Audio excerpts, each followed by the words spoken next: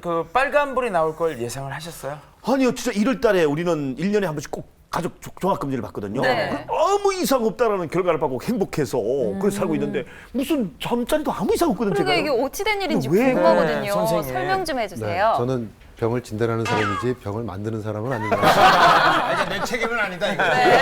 그래서 일단 이제 전체적으로 보면 키 몸무게에서 체중량 지수, 이제 약간의 비만도를 얘기하는데 코골이 무호흡증이 비만도하고 관계가 많이 있습니다. 아, 그래요? 근데 이제 25면 그렇게 높은 편은 아니십니다. 또 낮에 졸린 정도를 설문지로 책정을 합니다.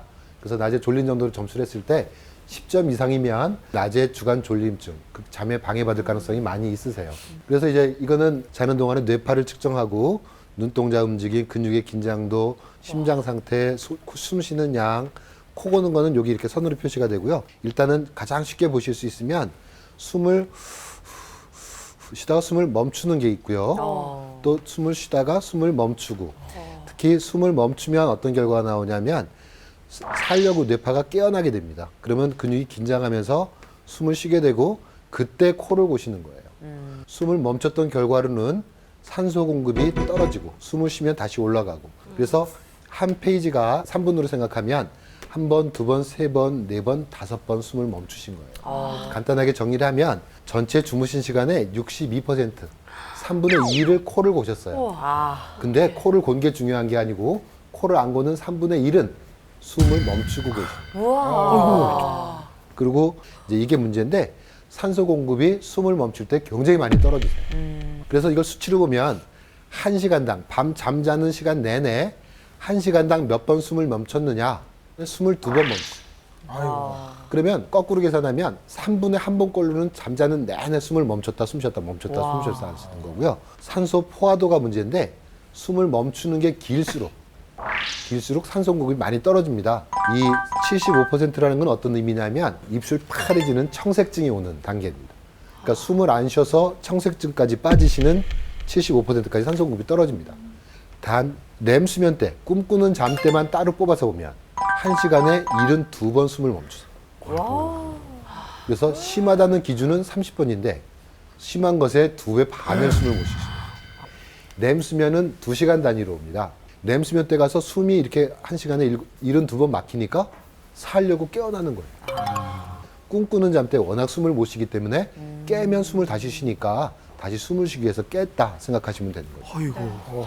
그래서 전체적으로 보면 일반적으로 100명이 있으면 코를 한 50명 정도 곱니다. 그중에 무호흡증이 관찰되는 사람들은 남자는 29명, 여자는 한 17명 되거든요. 그중에 치료를 요하는 숫자는 남자는 4명, 여자는 2명 정도 됩니다. 그 4명 중에 포함되더라도 김종국 씨는 4명 중에서도 1등 하십니다. 진짜? 그래서 100명 중에 최상위 그룹 1등을 하셨다고 생각하시면 돼요. 뭐라도 1등하면 좋죠. 예. 선생님, 그러면 김종국 씨가 어떤 치료나 조치를 받으면 좀 살 수 있을까요?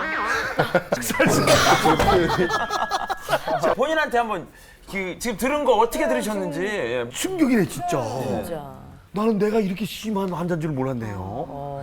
뭐 해결책도 있지 않겠습니까, 선생님? 코부터 폐까지 가는 것 중에 어디가 얼마만큼 좁아졌나를 찾아서 넓혀주는 치료가 있습니다. 그게 이제 어떤 경우에는 수술적인 치료를 하고요. 어떤 데는 기구를 사용해서 치료를 하게 돼 있습니다. 그래서 수술하는 방법은 막힌 데를 찾아서 넓혀주는 방법을 택하지만 이제 기구라는 것은 양압기라고 공기 압력으로 숨구멍을 열어서 주무시게 도와드리는 기구도 있고요. 여러 가지 잠을 잘 주무시고 건강해질 수 있는 방법은 많이 있습니다. 자, 선생님, 그렇다면은 잠을 잘 자기 위한 방법도 따로 있을까요? 규칙적인 생활하는 것이 굉장히 중요합니다. 특히 잠은 일정한 시간에 자고 일정한 깨게 하는 규칙적인 리듬이 중요한데 만약 2개 중에 하나를 택하라 그러면 잠 깨는 시간을 고정하시는 게 중요합니다. 또 아침에 일어나서 햇볕을 보는 게 굉장히 중요합니다. 햇볕을 보면 저녁에 잠을 자게 하는 멜라토닌 분비가 아침 첫 햇빛에서 자극을 받아 시작되기 때문에 아침에 햇볕 보는 게 되게 중요하고요. 저녁이 되면 잠자기 2시간 전부터는 여러 가지 이제 잠잘 준비를 해주셔야 돼요.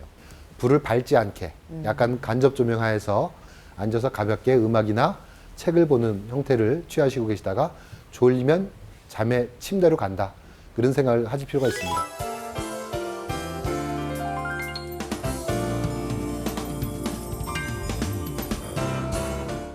수면에 관한 오해와 진실인데요. 자, 한 문제 한 문제 나올 때마다 여러분들 OX판을 들어주시면 되겠습니다. 오해와 먼저 진실. 첫 번째 보겠습니다. 네. 꿈이 생생히 기억나는 것은 잠을 푹 잤다는 증거다. 꿈이 기억나십니까? 푹 잤다는 증거다. 맞으면 O, 틀리면 X. 들어주세요. 하나, 둘, 셋. 들어주세요. 자, 맞다, 아니다. 갈리고 있습니다. 네. 김종국 씨는 아니다. 선생님께 여쭤봅니다. 네. 자, 오해입니까? 진실입니까? 꿈이 생생히 기억나는 것은 잠을 푹 푹 못 잤다는 증거다. 증거이다. 동그라미가 정답입니다. 우와. 왜 그렇죠, 선생님? 잠의 5분의 1을 뇌가 정리하는 잠을 자는 동안에 되뇌 피질은 잠을 자고 있고 기억 장치는 막 돌아가는 거예요.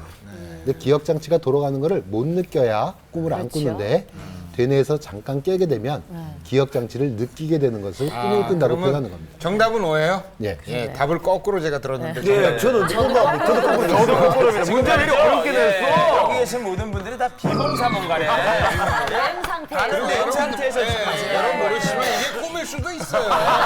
시청자 여러분들 지금 꿈꾸고 계실 수도 있는 거예요. 자, 정신 바짝 차리고 네, 두 번째 가보겠습니다. 네. 코를 골면 치매 위험이 높아진다. 하나.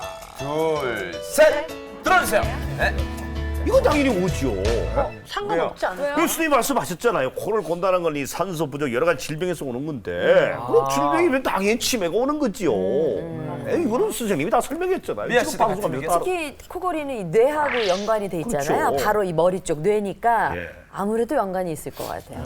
그건 아니라고 생각합니다. 왜냐면 코를 골아서 치매가 온다면 예를 들어서 무좀이 있어도 치매가 온다 이렇게 연관 그건 지을 수 발이잖아요. 아니 하여튼요. 왜 우겨요? 아 자꾸 내 무좀을 갖고 다니는 김경민 씨하고 같은 생각이었는데 이 얘기 듣고 나니까 바꿔야 되겠다. 저는 계속 말리고 있어요. 나오니까 괜히 아닌 거 같아. 아니 그렇게 갖다 놓치면 네. 그렇게 갖다 묻히면 김경민 다 씨만 그죠. X. 너 아니라고 생각해. 자, 오해입니까? 진실입니까? 답은 오입니다. 바꾸길 잘했어. 그렇지. 왜 오해요, 선생님? 실제로 그 뇌의 기능은 아까 말씀드린 것처럼 잠을 잘 때 이제 되뇌는 휴식을 취하게 되고요. 특히 코를 고는 사람들은 뇌가 자꾸 깨게 돼서 긴장도가 높아지기도 하지만 산소 공급, 김종국 씨가 말씀하신 것처럼 산소 공급이 잠깐 떨어지는 게 치매의 가능성을 엄청나게 높이는 것으로 되어 있습니다. 세 번째 오해와 진실을 알아보겠습니다. 네. 짠. 겨울보다 여름에 수면 장애가 더 많다. 자, 맞으면 O, 틀리면 X. 들어주세요. 하나, 둘, 셋. 당연히 옵니다. 왜냐하면 날씨가 더우면 잠을 뒤척이게 되고요. 모기도 날라오고 발도 날라오고. 하여튼 이 날이 더우면은요 수면 장애가 많아지는 거예요. 맞아. 여름에 더 자기 힘들다. 여름에는 아침에 해가 일찍 뜨잖아요. 그러니까 게으른 사람도 눈이 일찍 떠져요. 근데 겨울에는 7시, 8시 돼도 어두울 때가 많기 때문에 밤의 길이가? 계속 또 잠을 잘 수가 있죠. 밤의 길이와 상관이 있다는 네. 얘기고요. 아, 그렇다면 자 정답 알아봅니다. 오해입니까? 진실입니까? 정답은 오입니다. 잠을 자는 것은 생체 리듬에 의해서 잠을 자는데 생체 리듬이 체온에 굉장히 민감하거든요. 그래서 열대야 때 잠을 못 자는 거는 체온이 떨어지지 않아서 잠을 못 드는 겁니다. 그래서 요즘은 에어컨도 이제 숙면형으로 자꾸 개발하고 있지만 환경은 전체적으로 네. 여름철에 수면 장애가 많아져 있고요. 그렇지만 이거 외에 코골이 무호흡증은 겨울철에 더 많습니다. 자 잠에 관한 진실을 알아봤는데 어쨌든 잘 먹는 것만큼이나 잘 자는 것도 중요한 게 아닌가 그런 생각을 해봤습니다. 수면 장애로 괴로워하는 분들을 위해서 오늘은 오늘 밤 푹 주무실 수 있도록 숙면에 좋은 요가를 함께 배워보도록 하겠습니다. 오늘 요가 가르쳐 주실 분은 성가영 선생님이십니다. 안녕하세요. 네. 혹시 난리 났어요? 왜 그러시는 거예요? 너무 아름답잖아요.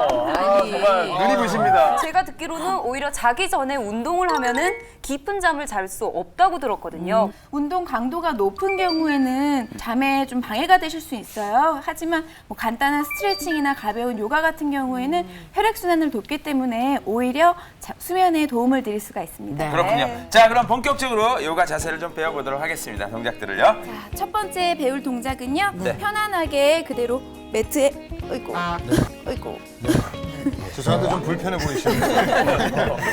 매트에 누워주시고요. 그대로 발은 붙여주세요. 네. 손은 엉덩이 옆쪽에 일단 놓으시고 네. 시선 정면 바라보시고요. 그대로 팔꿈치를 세워주세요. 팔꿈치가 몸에서 떨어지지 않게 옆에 옆구리에 붙여주시고 네. 가슴을 위로 올린다고 생각하시면서 정수리를 바닥으로 내려놓으시면 돼요.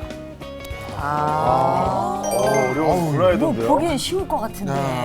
네, 먼저 국주 씨랑 저랑 국주 씨랑 네, 황규 씨랑 노동장도 고나야 되니까. 눕는 것도 힘들어 선배님도. 네, 한번 저도 가운데 이래가지고 바로 편안하게 누워주시고요. 이렇게 하고. 자세를 좀 저 매트가 좀 작은데요? 저 팔이 매트 안으로 들어가지가 않네요. 지금 이게. 매트 같지가 않고 마우스 패드 같습니다. 마우스 패드 같아요. 자, 다리는 밑으로 쭉 뻗어주시고요. 네. 팔꿈치를 올려주세요. 이렇게 바닥에 내려놔서 90도로 만든다고 생각하시고 자 가슴을 위로 올려주시고 머리 정수리를 바닥으로 대주신다고 그렇죠. 좋아요. 가슴을 조금 더 위로.